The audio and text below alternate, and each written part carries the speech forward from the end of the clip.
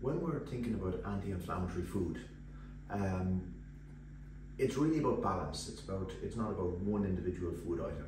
Of course, the oily fish are extremely high in EPA and DHA, which are two omega-3 fatty acids. The excuse me, things like linseed, chia seeds, and the land-based omega-3s are more commonly a thing called alpha-linoleic acid, which are again a good omega-3 source, but your body tends to convert those into the other two, EPA and DHA.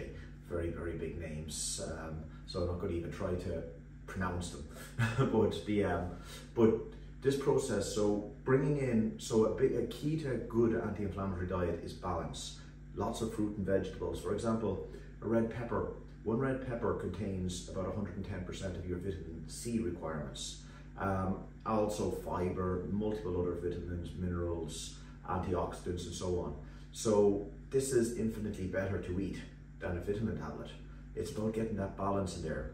Pak choi, which I'm going to be using with the mackerel today, or bok choy. It's again, it's very calorie light but nutritionally dense. It's got a whole array of vitamins, minerals, and so on. And you always have to remember that the human body, it's a machine, it's a chemical engine. And if you don't put the right fuel in there, if you don't give it the right tools to actually be able to fix itself, to be able to do stuff, it's going to malfunction, just like any other machine. So with this dish here, what I'm going to do is a very simple little dish.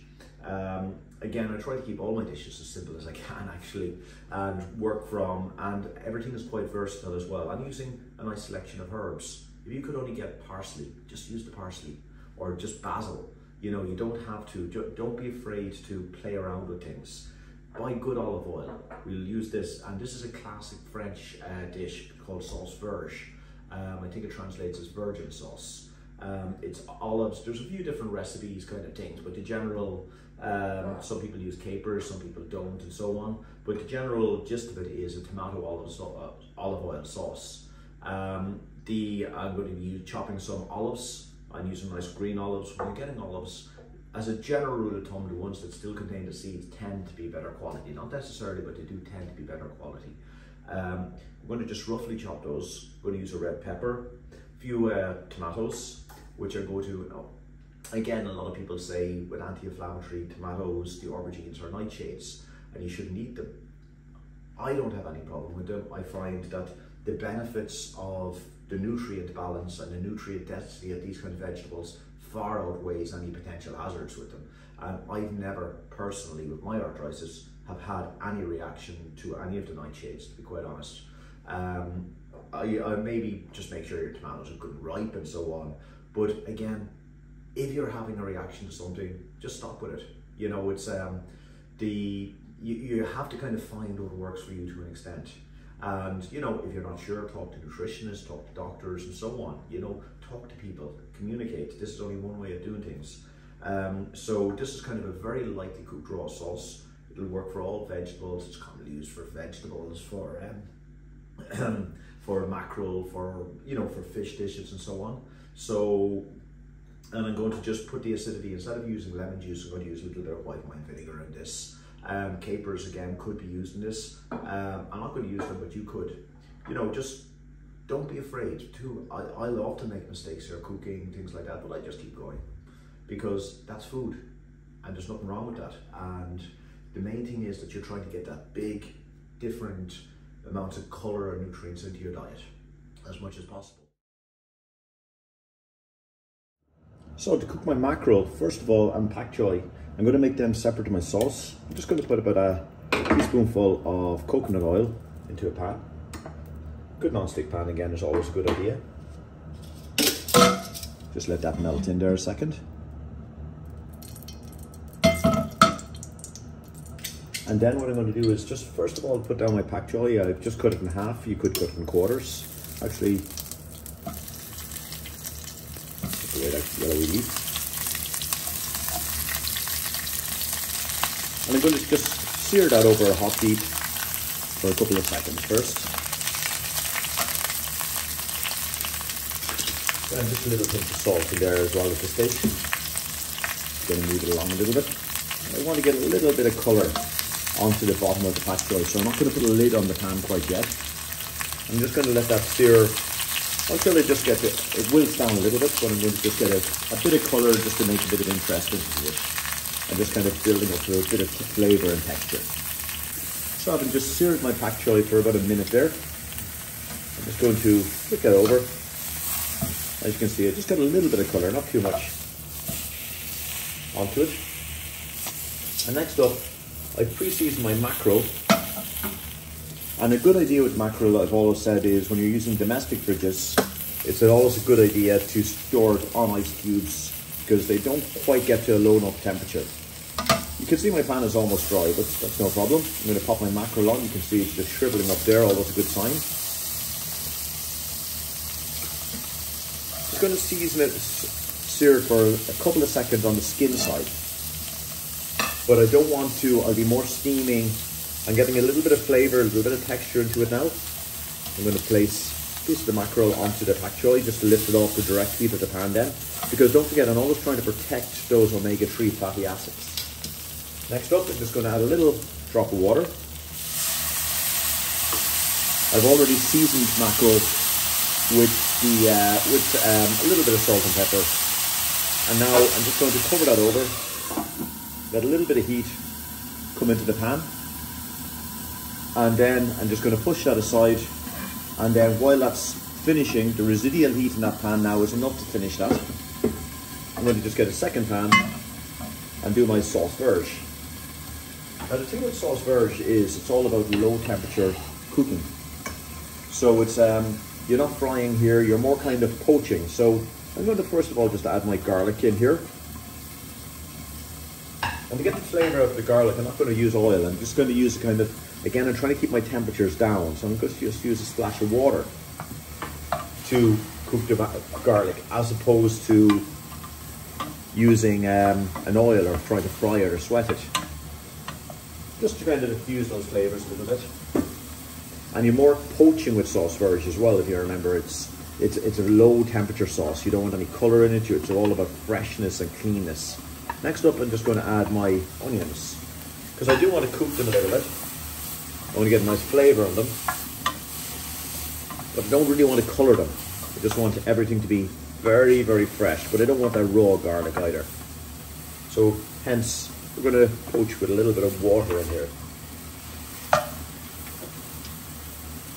Next up, when they're soft, I'm going to add about a tablespoon of my white wine vinegar. Maybe two actually.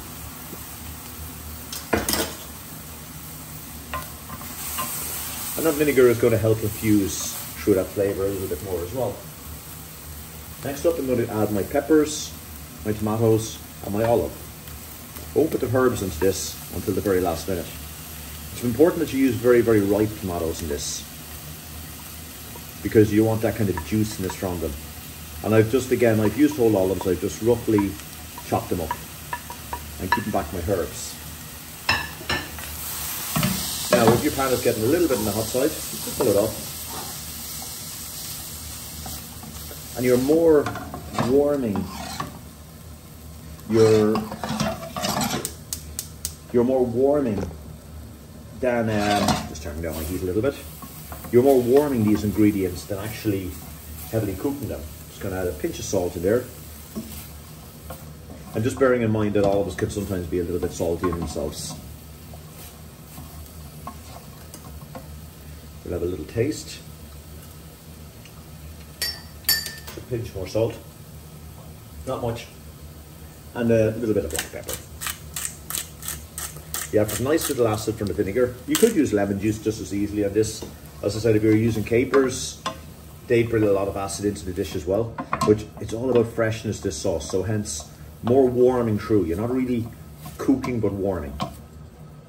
So, next up, when your sauce gets to about this point, I'm going to add about 40 ml of good olive oil. Now, I don't want to cook the olive oil.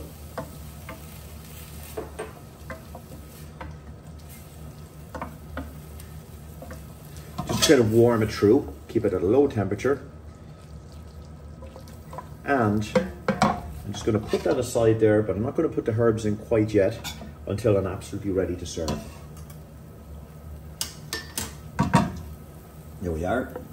A little olive oil, tomato, very fresh, very clean flavored little dish, and then the herbs just kick the whole thing off then at that stage. So let's have a look at our fish. Now, if you remember, this has just been using the residual heat from the pan. The mackerel shouldn't take too long to cook. So I'm just going to lift up the top here as I was doing that sauce. So it's been there, what, about 2 minutes, I suppose. And let's lift it up and have a look where we're at. As you can see, that mackerel is actually completely cooked, as is the pak choi, as you can see. And now I'm just going to cover that back now that I know it's cooked. So I'm just going to put that on. I'm just going to pop on my heat, and just because I do want to get warmth into the herbs, I don't want them raw because I want to infuse the flavor as best I can. So I'm going to put my herbs into my vierge now. Very last minute. Mix them around. If you find it's a little bit on the dry side, you could add a splash of water, or else you could add a little bit more olive oil. Yes, olive oil contains calories, but from an anti-inflammatory point of view, it's a very, very good thing to be bringing into your diet. And there we have it. Our sauce vierge, our pak choi, and our mackerel, all ready to go. So now all that's left is plating up. So to plate this little dish, all I'm going to do is get a nice little plate. And I'm just going to take my pak choys, which I've kind of, if you remember, I've rested them on top, the mackerel on top of them. So there we go. Just going to rest them onto the plate.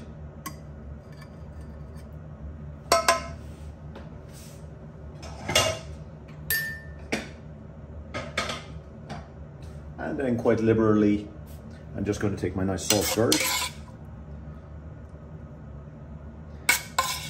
and drizzle it randomly around the dish, giving this lovely seafoody, fresh, clean dish, packed with all the good stuff. Mackerel giving good omega-3. Again, that's why we try to get the benefit of a kind of a searing on the dish.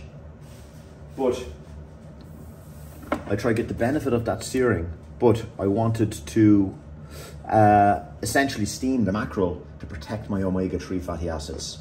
That is a key to this type of cookery. I just have a little piece of fennel there that I just retained because, again, it's a lovely herb. We just break those sprigs up and randomly put them around so that they actually get those little hits of that lovely anise flavor as you're eating. And if you like, you can add a little bit more olive oil just to freshen up the whole dish and bring it all together. And that is it. Our pak choi mackerel vierge. Very, very simple, very healthy, very suitable for an anti-inflammatory diet. Enjoy it.